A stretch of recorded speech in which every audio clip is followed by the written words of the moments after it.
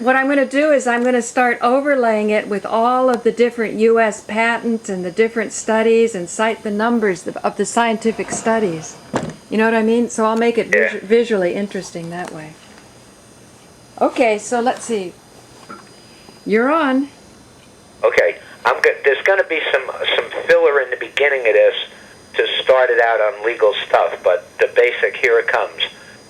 The fact that Your Honor said on the record that the prosecutor was offering a deal that in all your years you have never seen shows the length that the prosecutor would go for a conviction. He was losing. 4 cops admitted they trespassed without a warrant under color of law. The landlord told the prosecutor the signs that trained police said they did not see were there for 30 years. Had I assistance of counsel next to me, I would have known to move the court to dismiss on the fruit of a poison tree. We would have put our witnesses on the next day, which would have hurt the credibility of the cops even more. This in no way was a fair trial. 2 judges allowed us to have assistance of counsel. Your Honor took them away. Judge Seitz gave us hearings. You took away. The prosecutor, to answer our motions, refused to answer our motions and our supplementary demand for bill of particulars, and you did nothing.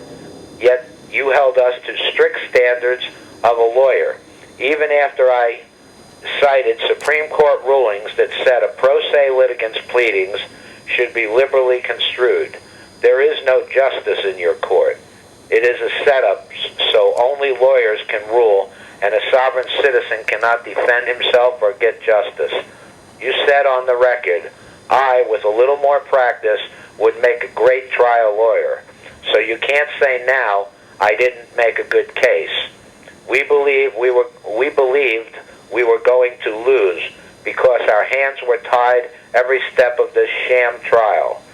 We had it won and were tricked and coerced by threats at a time when lack of sleep impaired our judgment.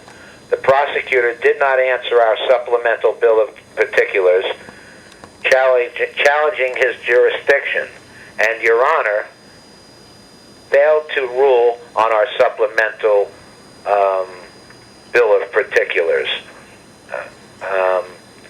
Had Your Honor ruled, the prosecutor could not have proven jurisdiction, and this case would have stopped before the map hearing.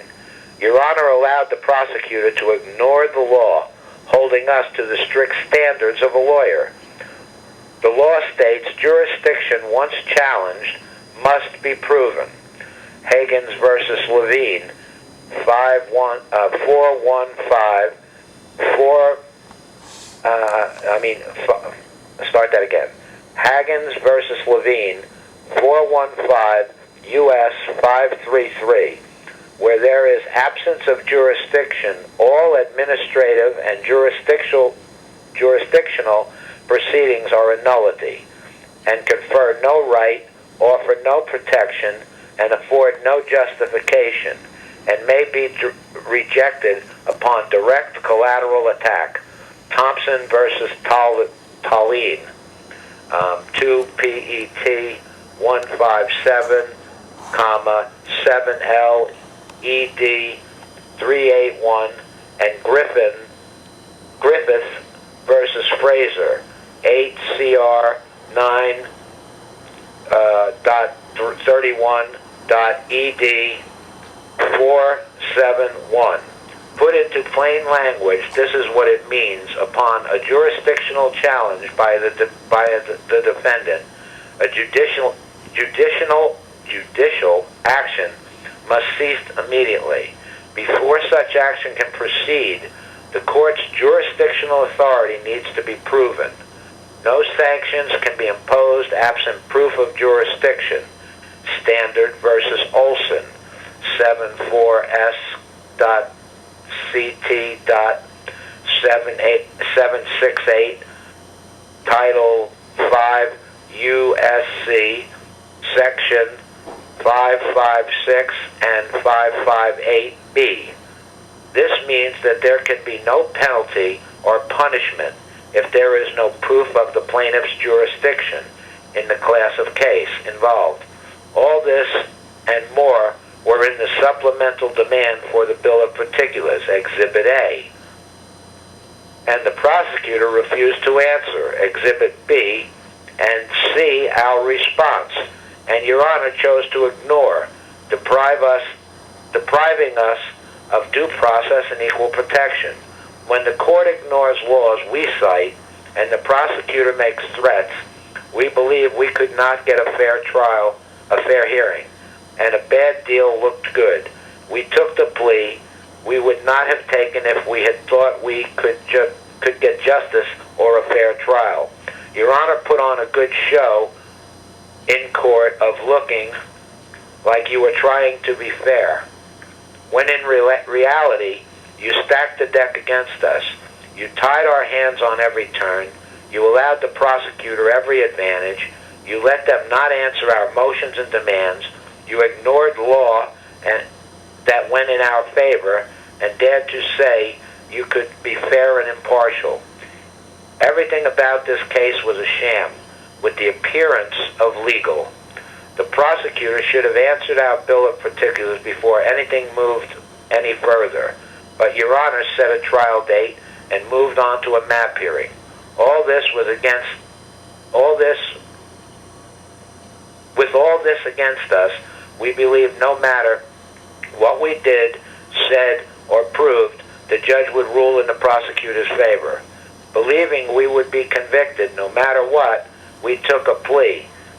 When the prosecutor said we would be convicted unless we took the plea, we believed the judge and the prosecutor were in collusion. The plea looked like our only choice. We were denied due process, equal protection, in a sham trial under color of law. We moved that our plea be withdrawn. We moved that this case be dismissed in the interest of justice on the grounds that the prosecutor failed to prove jurisdiction, the prosecutor lacked jurisdiction, the police trespassed without a warrant to get evidence which was the fruit of a poison tree to get a warrant, the police failed to prove that the informant's information was reliable and credible. The information given to the magistrate was the fruit of a poison tree. No warrant should have been granted. We moved that all property seized be returned, money, marijuana, or compensation in gold and silver. All other property. We moved that all the records of arrest be expunged. That's it. Wow, that's great. So you want gold and silver, huh? Yeah, don't give me that paper. That's funny money. I want the real shit. Introduce you. This is Leland, and this is Lucy on the line. Say hello to Rick. Hello. Hello, Leland. Hello, Lucy. So Leland, or can somebody explain to Rick what's going on, because he may want to announce this at the Million Man March tomorrow. Well, the thing is this: there are about 5,400, around 5,400 Canadian medical marijuana patients that are certified with the government. They are allowed to have grows, and these grows, they're being threatened by the government. The health, which has an agreement to do walkthroughs, have been showing up, and some people have been advised not to allow them in, and by doing that, they immediately lose their certitude. Meanwhile, there are some meetings planned on the 28th of June. A number of circles of people are going to be meeting with the government to discuss who's going to service these 5,400 because the government shut down all their grows. It is some kind of monopolization. We believe that it's a replay of what they're attempting in an election form in the United States and California. And we believe that all of it has to do with going down to 10% of the access that patients presently have, concentrating the source of the medicine to about 10% of the availability is today. We believe that this keeps repeating itself in every country, no matter what the present situation, be it an election or some kind of alteration of past programs. Holland, the mayor wants the coffee houses to go to 10%. If you're in Los Angeles, the mayor wants the 700 applications for medical use to go to 70. If you're in Canada, they're talking about a dramatic narrowing of access to about 10%. Wherever you go, it turns out all these different movies end with the same scene, 10%. And these reoccurring complaint letters from the United Nations that spur these countries on to do these things. And it just seems like ultimately there's a plan worldwide to reduce our community, they say, to 10%. But of course, once you establish that that's what's going on, you have to ask the question, is it really 10% they want, or is it zero? It's a form of ethnic cleansing. I believe that they're attempting to destroy an entire community worldwide. So Leland, can I just read, because my voice will carry better here, what Lucy wrote me yesterday. I talked with Lee last night. He is trying to save medical cannabis, stop the Cali tax, control and regulate legislation, which does set up the young for 3 to 5 to 7 years in prison. He just has too much on his plate to take on the oil now, but he is for it. This is one of the reasons we must keep cannabis medical first. Just when steam is picking up about the cancer cure, NORML and the millionaires step in and try to make it all about recreational. St. Pierre, spelled wrong I think, gave Cali the tax control and regulation $140+ million.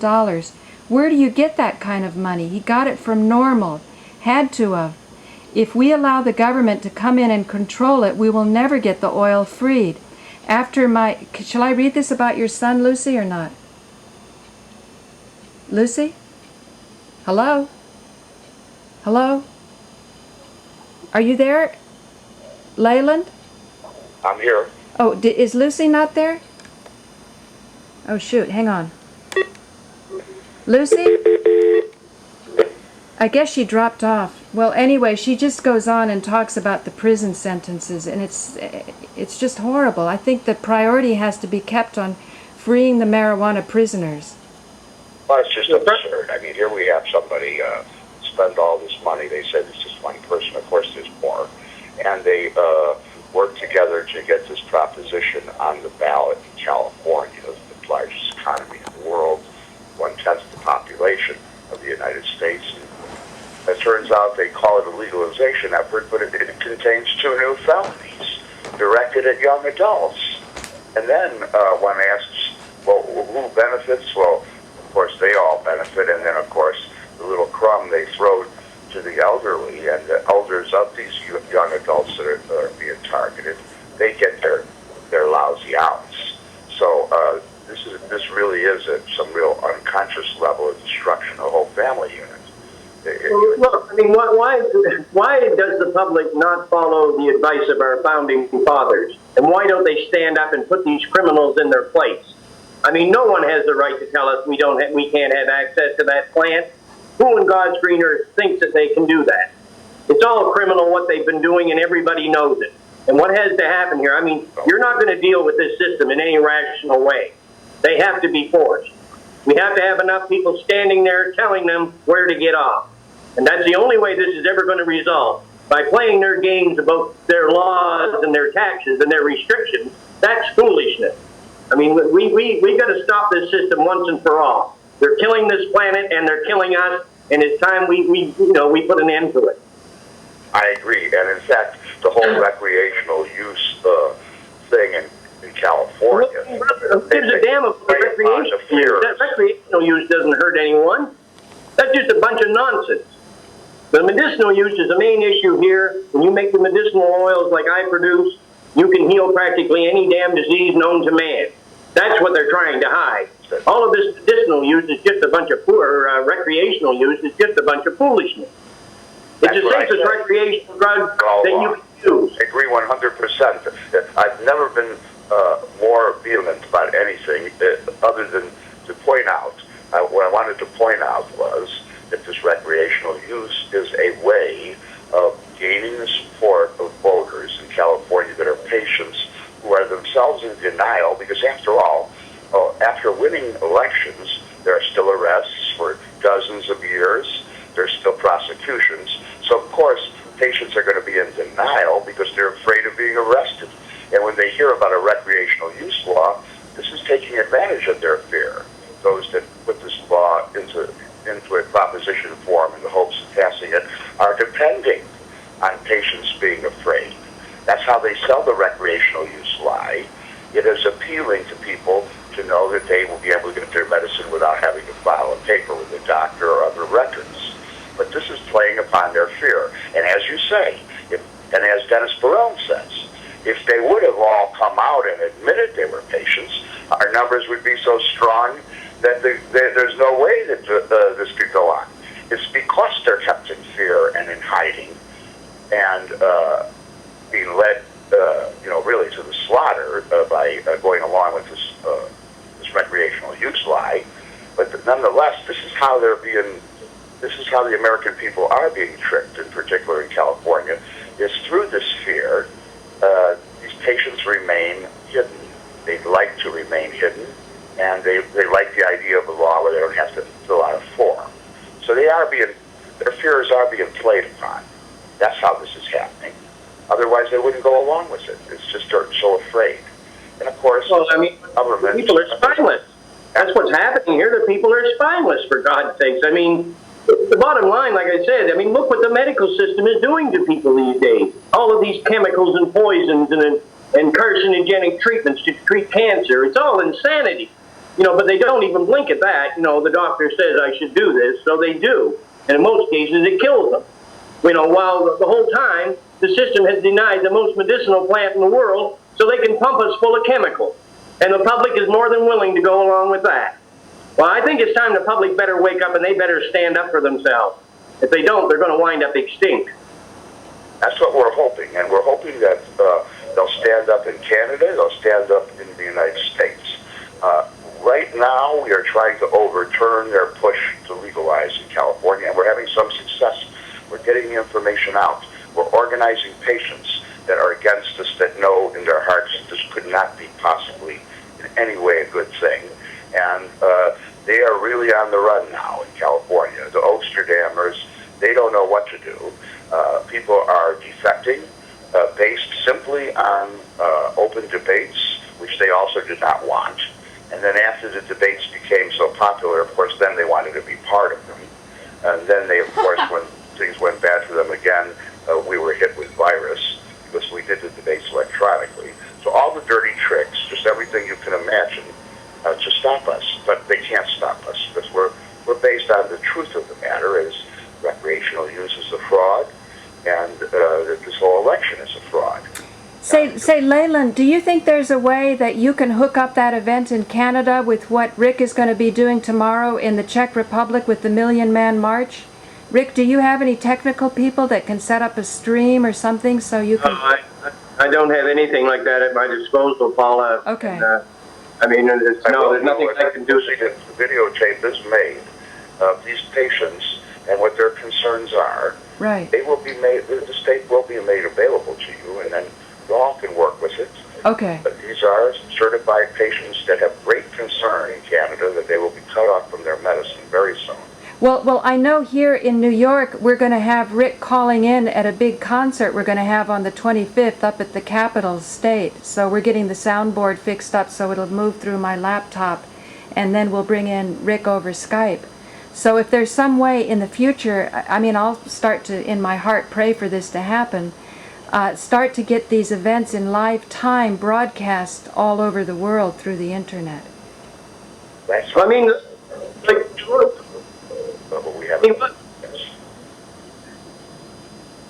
really happened here, the big money years ago took over the government. The governments control everything, the legal, the medical systems, they're in control of it all. And they've been working against the public's greater good for a very long time. Now, this is just total insanity to me, and it's up to the people to stand up and take their freedom back. And they better stand up and take their country back while they're at it. That's right. That's what this is about. It really isn't about cannabis. It's about an attack on our family unit and on us as individuals. They're attacking us from all directions, brother. All directions, not just medicine. It's they're coming at us from every possible angle. So, I mean, but this is really, to me, this is the main issue, because this concerns every man, woman, and child on this earth. And in truth, we all should be ingesting small amounts of that oil every day to maintain good health. So this does concern everyone on this planet. But it's, the battle is here to try to wake people up. I mean, you've got a corrupted news media. You've got no way of getting the information out other than the internet, and seminars and things like that. So believe me, it's a very hard road to hoe. Say, I love the idea of the debates, Leland.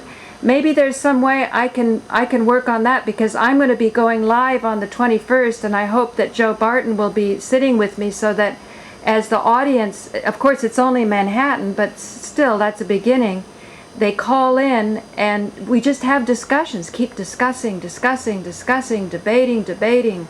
As long as the dialogue continues, I think we can work it out. Well, if you can get some well-known medical expert to come on there, I'll be more than happy to come on the air and shred them. Well, I don't think people like to be shredded, Rick. I'm trying to... If they're committing murder, they deserve to be shredded, dear. Well, I know what you're saying, but you're talking about spinelessness. I'm trying to figure out, how do you get those cannabinoids in that makes the bone calcium stronger so they can stand up straighter? Not the bone calcium, dear. When you ingest the oil, it makes you a much more rational thinker. And that's what they're afraid of. They don't want people thinking rationally. If they do, then they lose control. And that's what it's all about: money, power, and control. Right. I wish Leland had access to the oil. He's just been an activist for 40 years, so he's been at it longer than you have, Rick. And I'll tell you, that is the problem over and over again, is access. In terms of the individual patient, they are being victimized every minute. They don't have their medicine. It's so simple, and yet that's the thing. They have the stranglehold on everyone. They don't let us have the oil. They keep it from us. They taunt us with it. They offer us these meager little things. We give up our whole family to get all of the young adults in harm's way, but we're going to get our little payoff. So it really is disgusting. So what you're saying, Leland, to really illustrate it for my audience here, you're saying that if a patient needs a certain amount and he can't get it, that those people in his family who love the patient will go on cop on the street, so to speak, and get it illegally. And that then sets them up for a very large prison sentence. Is that what you're saying? Well, I'm saying that if this would go into effect, if they would win the election, then adults would be able to have a very small amount. That would be their so-called legalization. But in return for that, their young adults would now be open, instead of to a $100 fine if they were caught with a joint. They could do a year in jail, or 3 or 5 or even 7. And that's horrifying. Of course, their lives would be ruined. And that seems to be the goal, is to destroy the young adults. And, of course, pit them against their elders, because this law is really you're making a pact with the devil. You're selling out your own young adult family. So, I mean, it really is an attack on the entire family. Pitting one age group against another is a real disgusting law. It's so obvious what they're doing that the fear level of patients that want to keep medicating without being known is so great. They're playing upon that. Oh, excuse me, Leland. You say it's so obvious, but it's not obvious to me. Can you explain again the law? Because what I described isn't... Well, there's a felony that's written into the proposed law that would become law in the state of California if this initiative passed. It doesn't exist, but it would exist if this law would pass, where what is now a $100 fine for those under 20. A felony based on a corrupt law. Yeah. This doesn't make any sense, brother. It just doesn't make any sense. I mean, I have to tell you something my father told me back. My dad was a Second War veteran, and he fought in the invasion of Normandy. And when I was only a teenager, Dad told me one time, he said, Rick, he said, there should be a man in every province with a high-powered rifle. And he said every time one of those schools step out of the line, he said if you put one right between his lookers, the guy that replaces them is going to be a little bit more careful. And my father was 100% right. That's the only way to keep them honest. Well, I think that They don't at all feel threatened. They all should feel threatened. They're supposed to be working for the damn public and the public's greater good. And they forgot the fact that the public is the power. They think they're the power. And it's time they were taught otherwise. That's right. It's a government that is afraid of the people that we should have, not the reverse. That's right. That's the problem right now, is we have governments where the people are afraid. Well, they parade it in front of us, Leland. I mean, they don't even try to hide their corruption anymore, for God's sakes. But no, it's insane. It doesn't make any sense anymore. But just a second, Leland, I think part of the problem too is the people. If the people don't step up to their sovereignty to say, I'm the sovereign and you're my servant. The government servants are supposed to serve, not intimidate, not threat, not be bullies. But look at the motto of the police, protect and serve. Now, who are they protecting and serving? It looks to me like it's the rich people, not the average citizen. No, I understand that, Rick, but what I'm saying is I don't think that going out and shooting them is going to do anything except feed into the system more. They're going to say, oh my God, pot smokers are now violent. Okay, then we'll just negotiate with them for the next 100 years while everybody dies. I see your point. I do, but I mean, I'm trying to use high-powered, instead of rifles, high-powered knowledge and know that genocide is being committed, Paula. You're supposed to put a stop to it if you're a human being. Yes, I agree. Yes, and that is what's at stake here. This is a life struggle. We're talking about the government cutting people off from their needed medical. They're murdering people. It's out and out. It's an attempt. It is a genocidal mentality at work. So, actually, of course, they know what they're doing. They have all of these other pretexts. But that is really what they're trying to do, is reduce the population among certain communities. So it is select. I agree, but let's start with them. This is a form of ethnic cleansing. Simply because it is a selective process. They know who they're doing. This world is so full of so many bureaucrats these days, Leland. I mean, they're just useless people in suits that are doing jobs to give that are designed to give the public nothing but misery. So why are we putting up with these useless idiots? It's because of the thought reform process, because of the fear. They have their techniques of control. We have to break those techniques. We have to break through the dissonant noise. We have to come in there with the truth. We have to turn the public around. This is what our effort is in California, and now it's shifting to Canada, because the moves that they're making on these patients in Canada actually reflect what they are intending to do in California. There's just too many similarities for there not to be a connection. And then, of course, there is the connection of the circulating letter from the United Nations. So we checked that out. Another group of criminals. That comes from and that comes from U.S. policy. There's simply no doubt that UN drug policy is U.S. drug policy. Simply no doubt about it. So we know where the real source is. They can have smiling faces in Washington, say nice words about how they're going to leave our patients alone, while they promote raids even in tea houses in Cairo. So we understand they speak out of both sides of their mouths. Say, Leland, you said UN policy is really U.S. policy? Sure. The U.S. drug policy is inspired by the United States. If the United States would change its drug policy, the UN members would, because the UN would. There's simply no doubt about it. No, say that more slowly. Anslinger went to the United Nations in 1954 and had them declare the most medicinal plant in the world, hemp, to be non-medicinal. And then in 61, they put the single convention treaty in place. It's all a fraud. It's all sickening. That's right. I see. I feel that the drug policies of the United Nations are simply affronts for the U.S. drug policies. It's like everything else. Their war on terror, all of it is a fraud. None of it's real. And that includes the idea that these that these positions are created in the United Nations. They're not. They're created by us, and then the United Nations does our business, us being the United States. That's what's really going on. I remember Christian, the Prime Minister, was asked this question three Canadian Prime Ministers ago, and he said, well, of course, Canadian policy is UN policy, which is U.S. policy. See, this is the way it works, and they don't necessarily like it, but some of those, even that don't like it, have to go along with it. U.S. policy on drugs is dictated to all the members, the UN members, through the UN. That's what's really going on. So they do have their problems with American citizens that are rising up. They are speaking out of one side of their mouth to them while they direct this worldwide attack on this plant.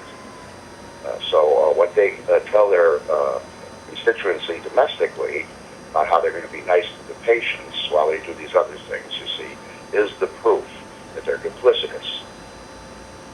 It's very interesting that you say they're raiding the tea houses in Cairo, because Rick has just been invited to go to Egypt, right, Rick?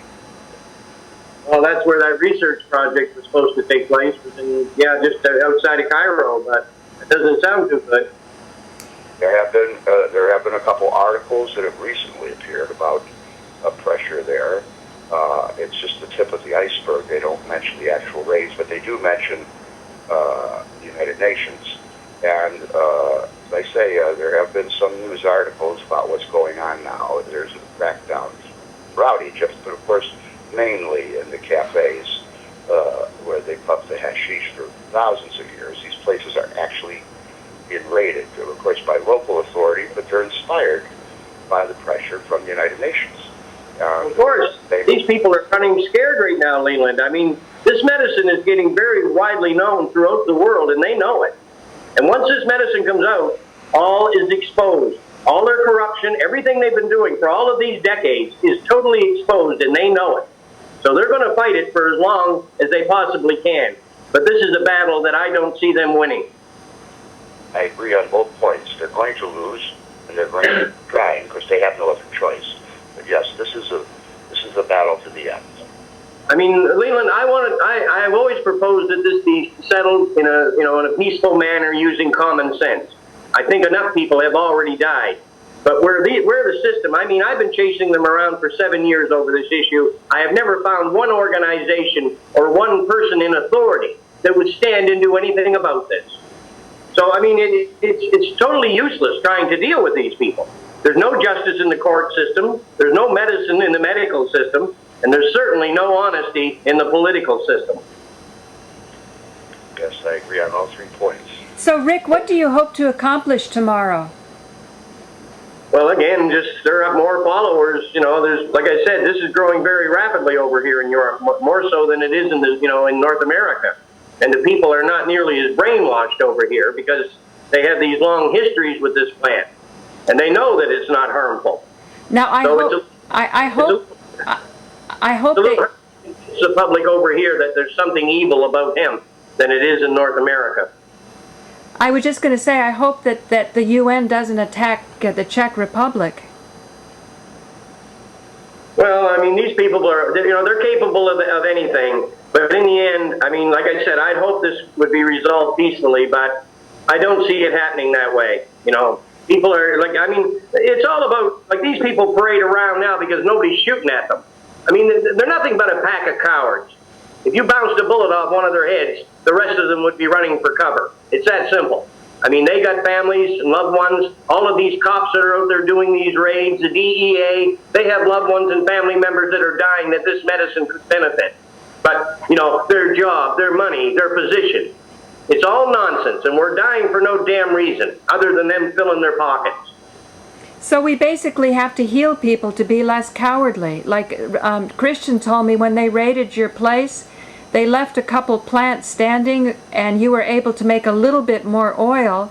And then one of the raiders came back and said that his father had cancer, and you gave him the oil. That's nice of you. Well, I have many experiences with cops in the past. I mean, I've treated quite a few police officers and their families. They know it's true. They know it's all true. But again, they're not going to open their mouth because they're jeopardizing their wonderful jobs, aren't they? So, their jobs are more important than the public's well-being. So now we're back to a labor-based theory of value. Unless we distribute capital ownership and have people secure about the abundance of the planet, they're going to think the only way that they can survive is to have a job. And that's why they hold on to the job so hard that they'll do chemotherapy and they'll just march to their doom. Well, I've heard all the ridiculous arguments, like, what about all the jobs in the pill factories? Well, who gives a damn? Because, all they're doing is killing people. If, right. Once this plant is recognized and grown the way it should be, just like Jack Harris says, this will create millions of jobs, based in hemp-based industries that are earth-friendly. We've got to stop insanity, drilling holes and raping this planet. I agree, Rick, but I think Jack Hare missed one thing in his brilliant book, The Emperor Has No Clothes. He missed the cancer cure. And I think in order for the cancer cure to be comprehended and incorporated, we have to go into the economic structures that have also always been there for decades to say that most wealth in the world is not created through labor, it's created through capital. And the capital has to be more widely distributed. Private property has to be more widely distributed. Now, what could be a greater capital asset than a nice grow in your backyard? That should be your capital. How can someone come in and take it? Put the people back on the land and they become self-sufficient again. And that's exactly what the system doesn't want. Well, the thing is, what we have to do is people have to at least know what it is they want. By the time a bullet's flying at them, they're going to do the first reactive thing, which is to run away. That's understandable. But while the bullets aren't flying, let's study it really deeply. Let's study the patents and let's study other economic paradigms.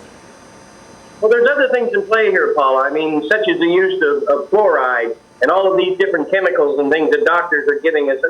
It's all designed, against us. It's designed to hurt us and to make our thinking a bit slower than it should be. Hitler used fluoride in his death camps to keep the Jews calmed down so they wouldn't revolt. Now, when you go to a store or you get anywhere, even in milk, they're putting fluoride in it. Now, nobody in their right mind can tell me that they're putting it there to prevent tooth decay, because it doesn't prevent tooth decay. It's there to control you. Well, I don't know if I completely agree with that part, Rick, but then we have to go into the whole Holocaust thing, and that's such a different discussion. This is a Holocaust, dear. This is I know. The Holocaust. No, that I agree. That I agree for sure. But Coley Clark is trying to call in. Can I get her on the line? Yeah, okay. Rick, Leland, can you are you there? Yes. Okay, hang on. You're going to love this lady. Hang on.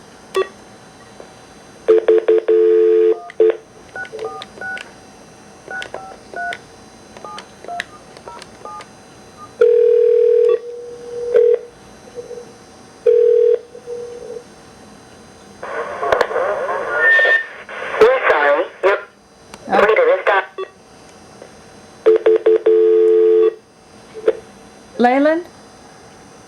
Hello? Leland? Leland? Leland, can you hear me? I can hear you. Okay, I wasn't seeming to able to get her, so anyway, Coley Clark did a very nice show with Rick Simpson, and she's running on the Green Party for Senator of New York. And I am asking her to come up to be with us in Albany, because there's going to be a big concert, and unlike the new paradigm seems to be just give people music and charge them $120 for a ticket, but the old paradigm was a wonderful one during the 60s. In between the concerts, people would stand up with political statements and get people, while they're nice and expanded, to think about making a change. So that's what we're going to do in Albany.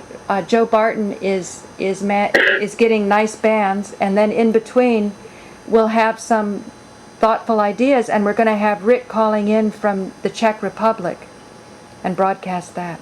I think it's fantastic that these things are going on. Great. So just get that footage to me, and I'll get it out to Manhattan Neighborhood Network. And good luck, Rick, tomorrow. Anything that you can post, or anyone there in the Czech Republic can post. I see somebody in the Czech Republic posted somebody's nose cancer going away, skin cancer. Although, Yes. Using when we're allowed to do what we know we That's not in the Czech Republic, dear. That's in the USA. That nose. oh no, I know the nose is in the USA, but the YouTube site says Czech Republic, and that the actual owner of the nose was not happy that it was posted yet because he wanted to work on it more.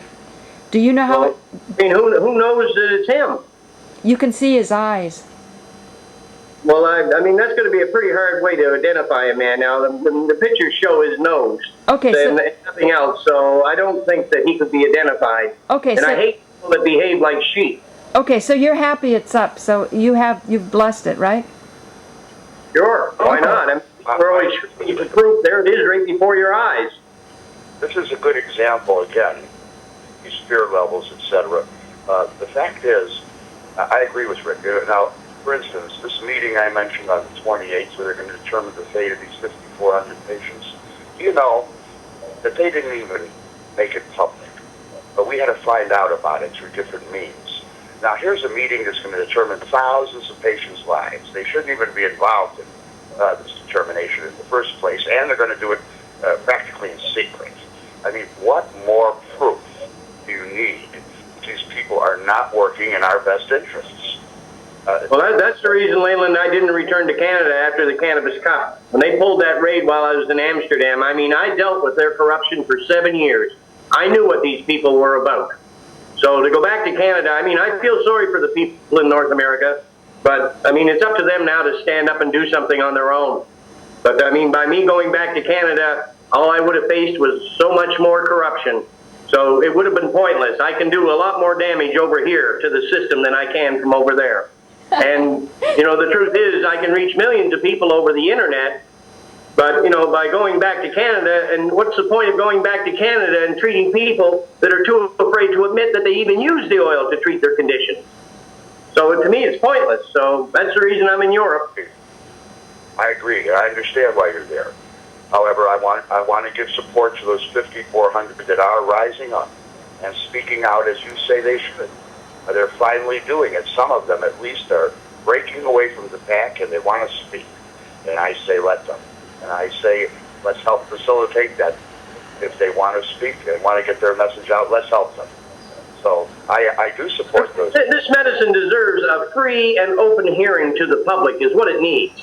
You know, to dispel all the lies and deceptions of the past. That's the only thing. We have to do this in an open forum and bring the truth to the public. But you see, they won't allow us to do it. Say, Leland, have you seen Run from the Cure? Yes. You have, okay. Hey, you know, and I've said before, this is what we must do. We must utilize the internet. We must utilize all the different methods that are still open to us, which are getting less, which they make less and less every day. They do control the media. They do control most everything. So the little we do have, such as the internet, we must use day and night, 24/7, to get the word out. So what I'm saying is, people haven't stopped us. No one is standing up to any large extent. So when we finally do see some inkling of that, we see these patients being challenged, and some of them are standing up. We just must support them. That's all I'm saying. I'm not saying back to Canada, but I'm saying to those patients in Canada who are trying to do something about this finally, yes, you have support. We do support you. There are people worldwide that support you. You are not alone. We are coming for you. We are going to support you in every way possible. If you see what's going on and you have the courage to stand up, yes, you will get support. Say, Rick, you said that you were going to start weeding out the bad groups from the good groups. I bet between you and Leland that you would do it in a snap. Well, I mean, at least half the hemp movement is a fraud. You know, Normal and all the rest of them, they're just there to fill their pockets, and that's all they were ever there for. And, I mean, there's so many groups and magazines and things like that out there. They're not actually reporting any truth. They're just there to muddy the waters. And that's exactly what the system wants. So, yes, I hope to be doing a lot of weeding out in the hemp movement in the near future. Yes, and I've been doing some weeding recently myself during these debates. Once the virus has started, I realized there are so many undemocratic forces even within their own movement. So when I republished the Statements of Emery from 1995, The purpose of that was, instead of simply debating him with my own words, I would debate him with his words. Who are you debating? He is in. Mark Emery, okay. Mark Emery was going to put out a blog in favor of the California initiative while my debates were going on. People like him would not take part in the debates until they became so successful that they demanded to be part of them. Then the government tried to stop him from entering into the debates by blocking his blog. Then after one day or so of this, his blog finally came out, reached my village and all the other debaters. And so what I did is, instead of answering him where he's calling those that are against the California initiative prohibitionists, he's calling Dennis Barone a prohibitionist. But in any case, I figured I'd answer him in the best way I could.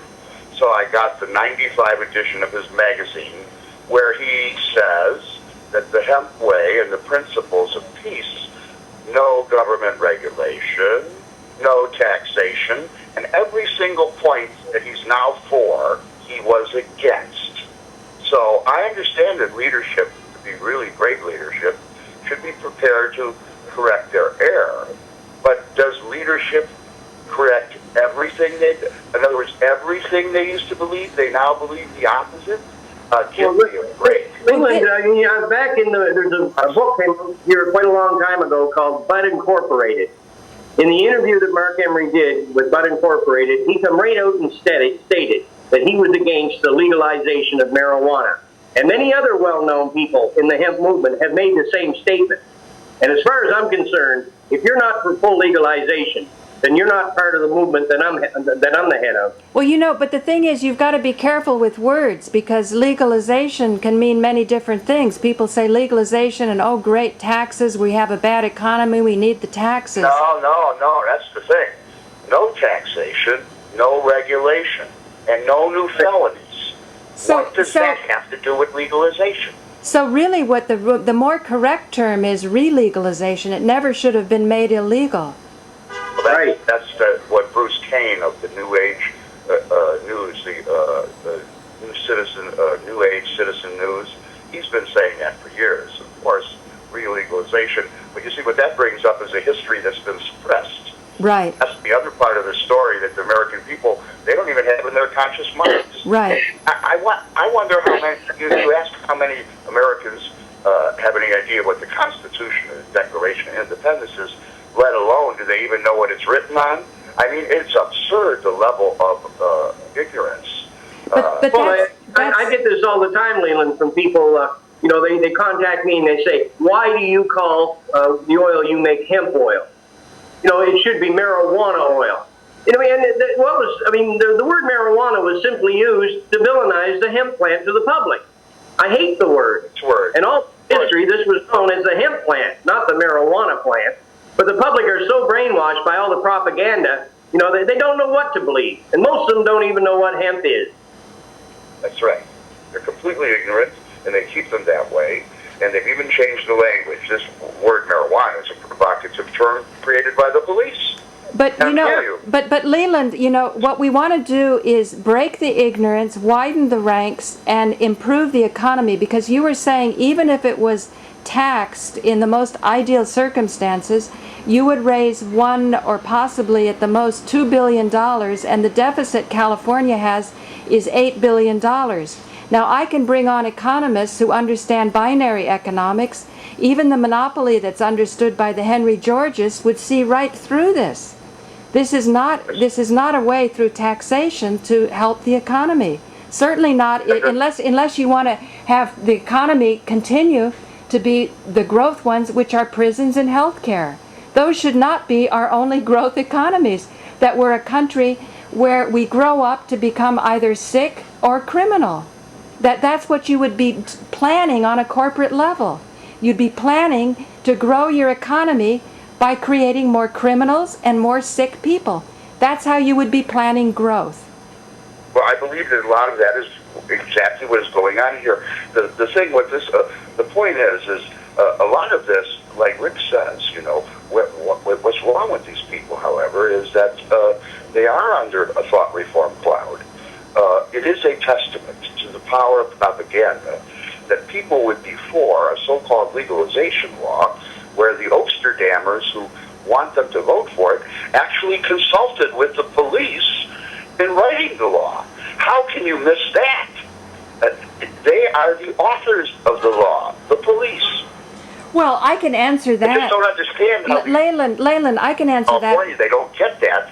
These people, and I'm not against the police themselves as individuals. When I say the police, I'm talking about a policy that is set by law enforcement. I know you're not against them any more than Rick is. Rick gives them oil. He gives them precious oil that's worth more than gold and diamonds.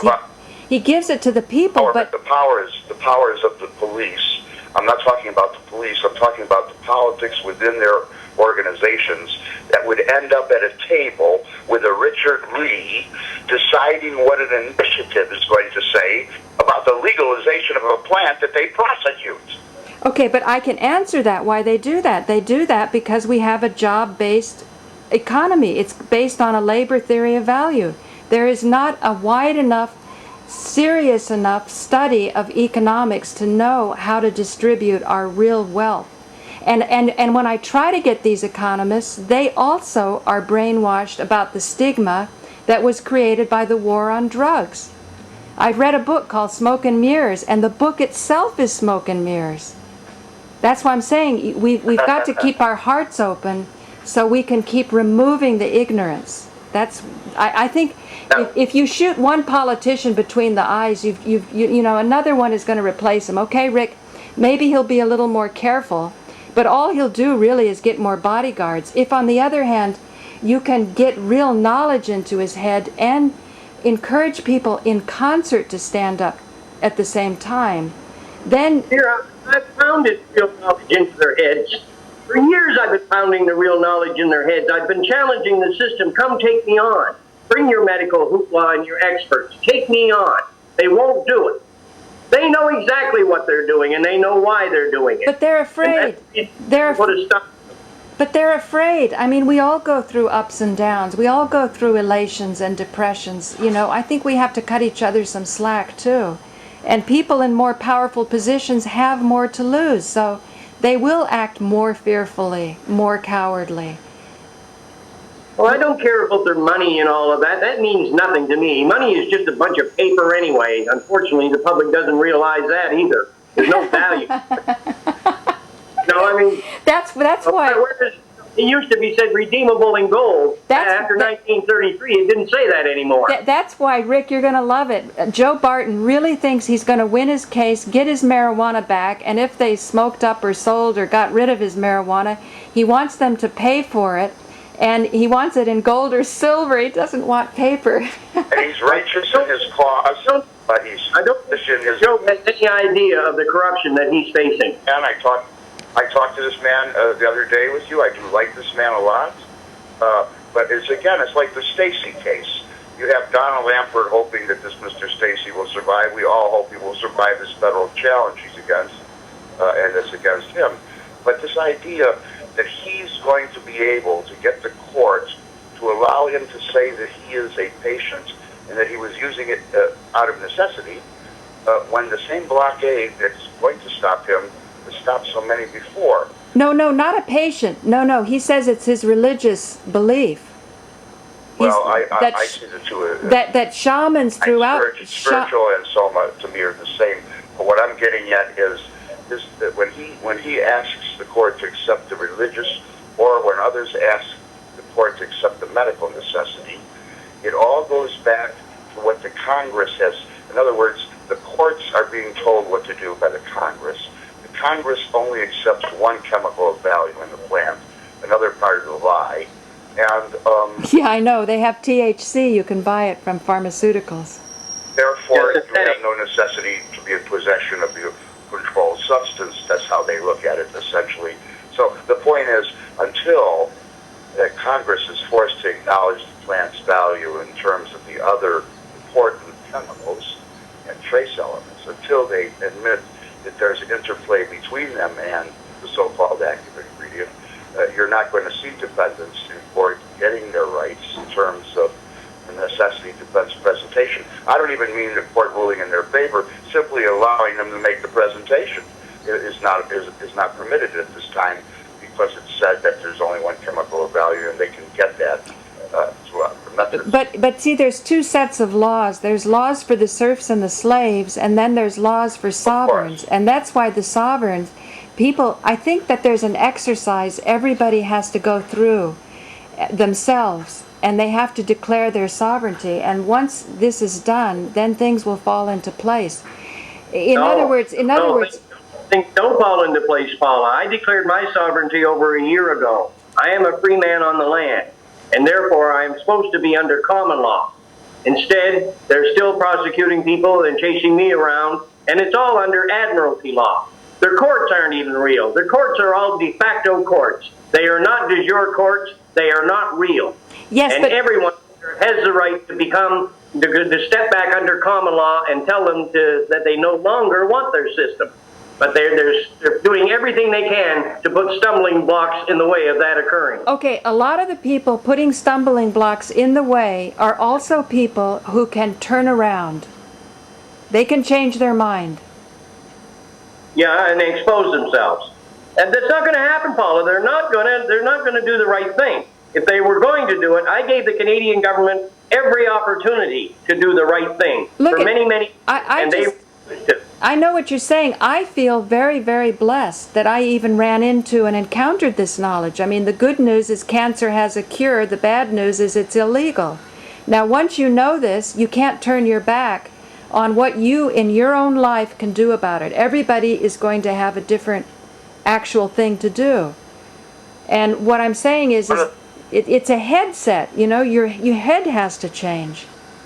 Well, that's right. And one of the messages that we have to get out there is that it's not just a problem that needs a solution.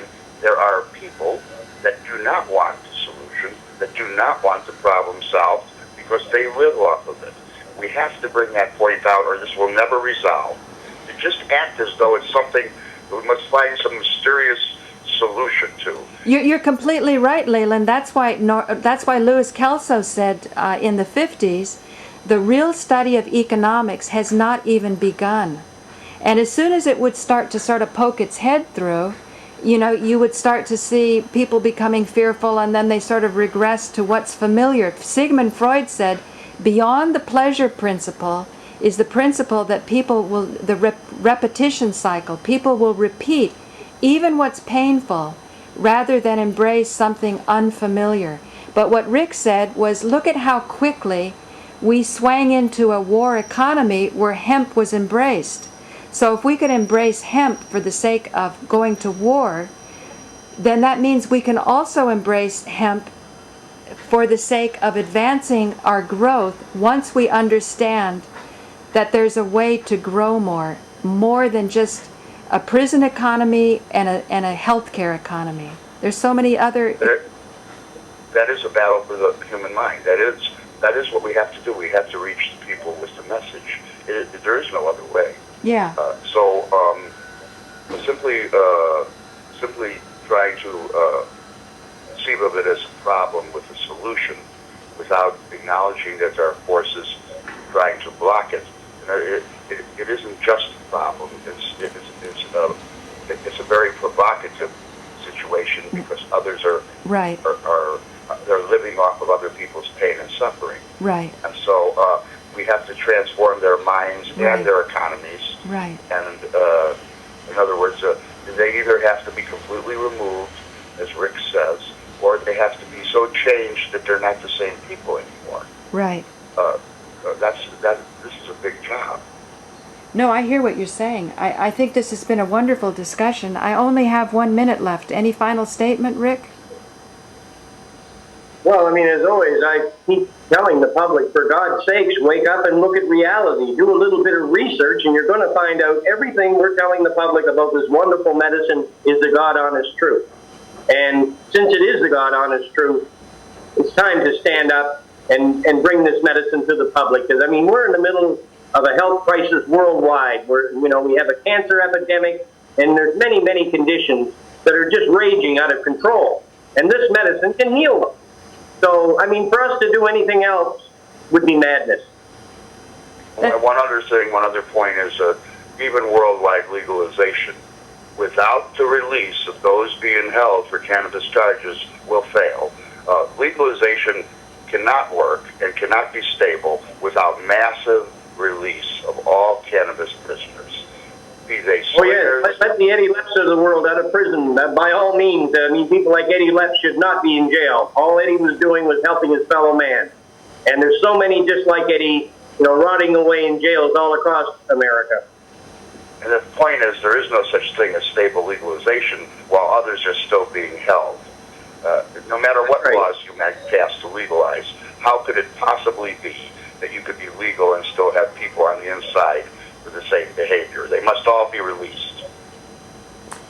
Well, they owe the public a bit more than an apology for what they've done. So I don't know what's going to take place here. I hope it all has a good ending, but I'm very afraid that the way they're behaving, that it's not going to. Well- That's true. I hope for the best, and I am prepared for the worst, because that has been the history.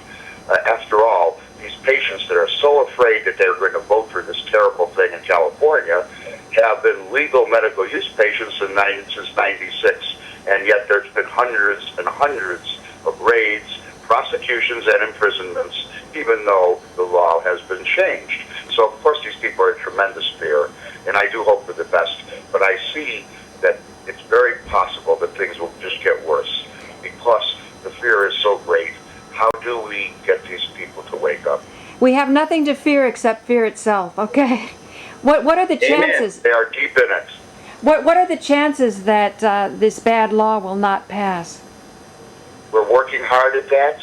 We're having emergency meetings in San Francisco on the 26th, 27th, 28th. We have 11 states within the compassionate use movement that are sending representatives.